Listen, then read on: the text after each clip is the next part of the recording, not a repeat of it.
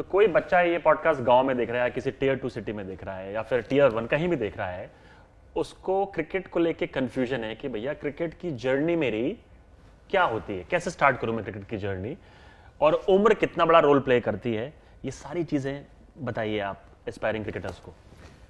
देखिए, पहली बात कि क्रिकेट जो होता है ना, कि आप इंडिया में 141 करोड़ लोग हैं और 141 करोड़ में हर कोई चाहता है कि मैं इंडिया के लिए खेलूं, जो पॉसिबल नहीं है। और बहुत सारे लोग ना उनको लगता है, क्योंकि आजकल यूट्यूब, इंस्टाग्राम, ये इतने मोटिवेशनल वीडियोस और इतने लोग डालते रहते हैं, फीड पे आ जाते हैं, लोग हमेशा लगता है यार मैं तो ये कर लूंगा तो ये हो जाएगा। ऑफ कोर्स नहीं हो पाएगा।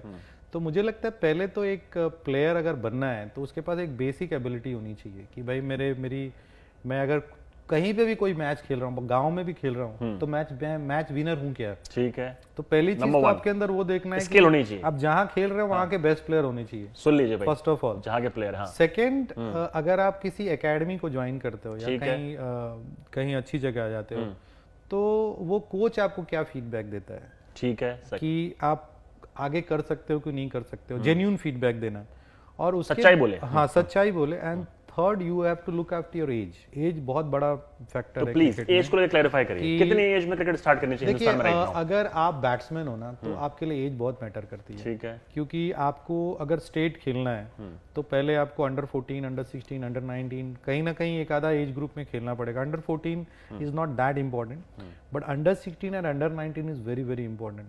अगर आप अंडर 16 और अंडर 19 मिस कर जाओगे, स्पेशली अंडर 19 मिस कर जाओगे, तो I feel as a batsman it's very hard to go at कोई चांस नहीं स्टेट के लिए भी। 90% आप you are out of it. सुन लीजिए भाई। लेकिन अगर आप फास्ट बॉलर हो और अगर आप तेज डालते हो, अगर कोई आपको लगता है कि आप तेज गेंदबाज हो, तो तेज गेंदबाजों की जो एज होती है ना, वो लेट स्टार्ट होती है। अच्छा। क्योंकि आपका फिजिकल स्ट्रेंथ बढ़ता है, धीरे धीरे बढ़ता है ना।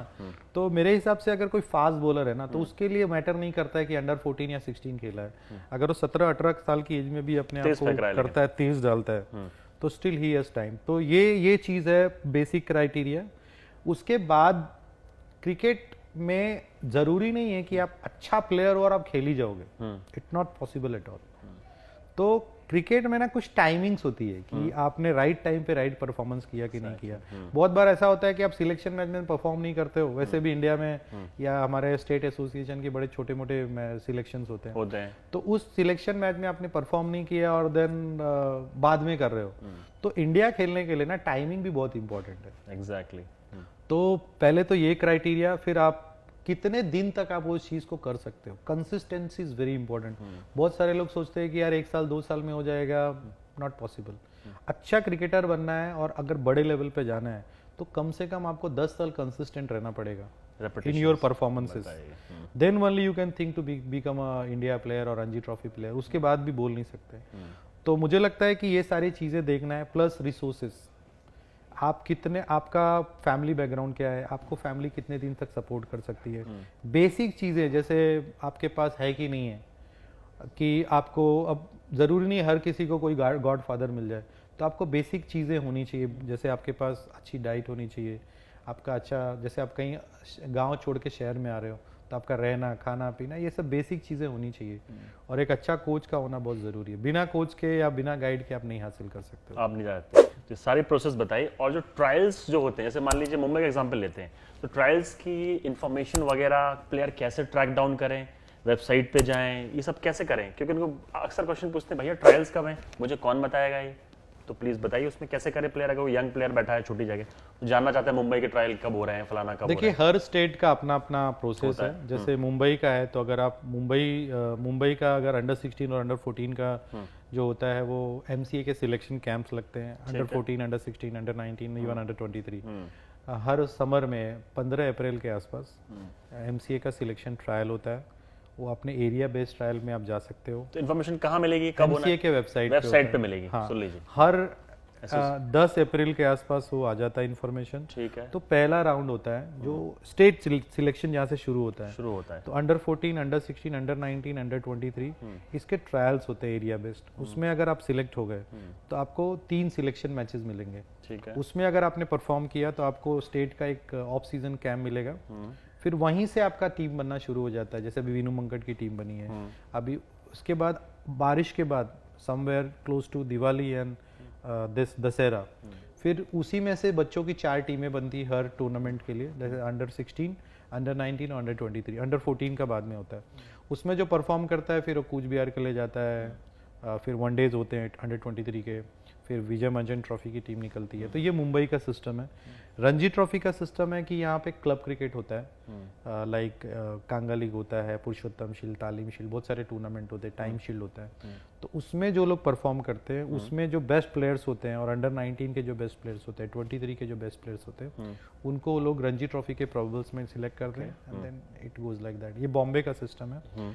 अगर आप अलग बाकी स्टेट एसोसिएशन का करेंगे उसके लिए तो जहाँ पे डिस्ट्रिक्ट होता है, लाइक यूपी में डिस्ट्रिक्ट है, बिहार में डिस्ट्रिक्ट है, मे बी आपका एमपी में डिस्ट्रिक्ट है। जो district, there are 2 kind of teams in India, एक सिटी बेस्ड है और एक स्टेट बेस्ड है। तो स्टेट बेस्ड जो टीम होती है उसमें इंटर डिस्ट्रिक्ट टूर्नामेंट होते हैं। उसके बाद जोनल्स होते हैं। तो अगर कोई बच्चा स्टेट बेस्ड जैसे है तो उसको पहले डिस्ट्रिक्ट के ट्रायल में जाना पड़ेगा। डिस्ट्रिक्ट में जब आप इंटर डिस्ट्रिक्ट खेलोगे उसके बाद कुछ बच्चों का नाम जाता है फाइनल ट्रायल्स के लिए, फिर आप फाइनल ट्रायल्स के लिए जाओगे, वो नेट पे होता है ज्यादातर। नेट पे होता है। हाँ, फिर नेट सिलेक्ट करके कोई टीमें, कोई एसोसिएशन 4 टीमें निकाल के फिर उनका आपस में मैचेस खिलाती हैं, फिर उनका मेडिकल होता है and they represent the state.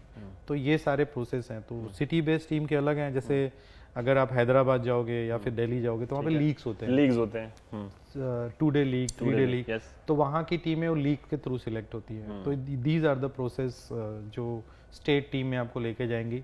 अब अगर आप स्टेट खेल लेते हो, एक बार रणजी ट्रॉफी में परफॉर्म कर लेते हो या विजय हजारे में कर लेते हो, मुश्ताक अली में कर लेते हो, तो फिर आपका एसोसिएशन आपको एक फॉर्म देता है।